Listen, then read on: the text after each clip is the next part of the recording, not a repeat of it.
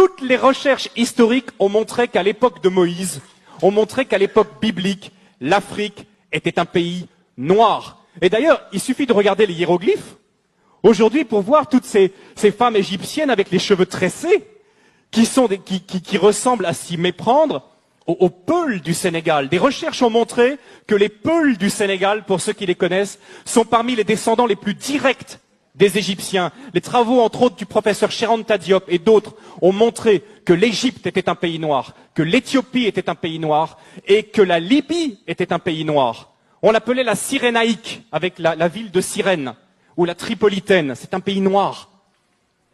Et j'aimerais bien, justement, aujourd'hui, quand on pense à l'Afrique, on pense à quoi? Honnêtement, quelles sont les images qui viennent à nous?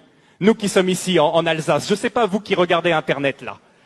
Mais on pense à des guerres, on pense à des catastrophes, on pense à des famines, on pense à des ennuis sociaux. Voilà les premières images qui nous viennent lorsqu'on pense à l'Afrique. Est-ce que vous savez que pendant plus de 1000 ans, c'est l'Égypte qui a nourri tout le bassin méditerranéen par son blé? L'Égypte possède un cadeau de Dieu extraordinaire qui s'appelle le Nil, qui est probablement le fleuve le plus extraordinaire du monde, un fleuve qui vient du lac Victoria au Kenya, qui passe et qui coule dans un delta. Ce sont qui donnent la possibilité de faire du jardinage de façon extraordinaire. Le Nil, c'est un cadeau de Dieu. Le Nil, c'est ce qui permet à l'Égypte d'avoir toujours été riche. Et quelque chose de très intéressant aussi, ce sont les Égyptiens qui ont inventé le jardinage. Les pastèques que nous mangeons en été, ce sont les Égyptiens qui l'ont cultivé les premiers. À l'époque, l'Égypte était la première puissance économique du monde. Aujourd'hui, l'Afrique est la dernière puissance économique en tant que continent. Mais il n'en a pas toujours été de même. Ce qui se passe aussi, c'est que l'Afrique était la première puissance militaire à l'époque.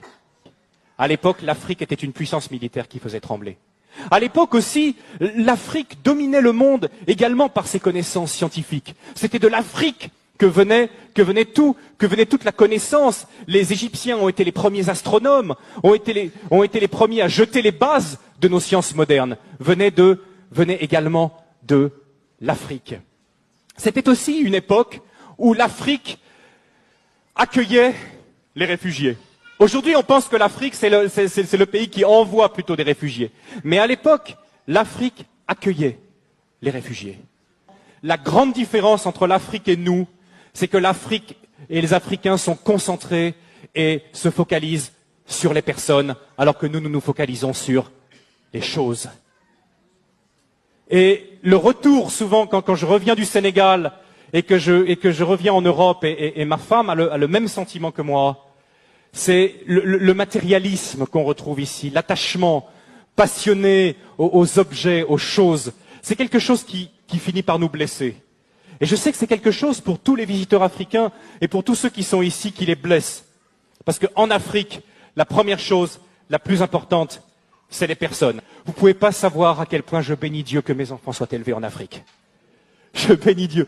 Vous savez, lors de notre premier retour, après 3 ans passés en Afrique, notre premier retour, on avait une petite fille, notre deuxième, Loïs. Je crois qu'elle avait 2 ans. Et quand elle venait ici en Alsace, elle passait son temps comme ça, à lever les mains.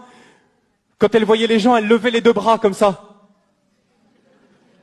Parce qu'elle savait qu'en Afrique, elle avait expérimenté que quand un enfant tend ses bras, qu'est-ce qui se passe? N'importe qui soit de la famille ou pas, va prendre l'enfant dans les bras, dire une parole gentille, le consoler. Et elle était là en Europe, elle tendait ses bras comme ça, mais c'est pas la même chose ici. C'est pas la même chose. Grandir en Afrique, c'est grandir dans le continent le plus humain, le plus chaleureux, et pour moi le plus merveilleux qui se puisse être. Je remercie. Encore une fois ce matin, je profite de ce passage, je dis merci à l'Afrique. L'Afrique est le continent le plus humain du monde. Alors bien sûr, chez nous, ça nous a apporté beaucoup.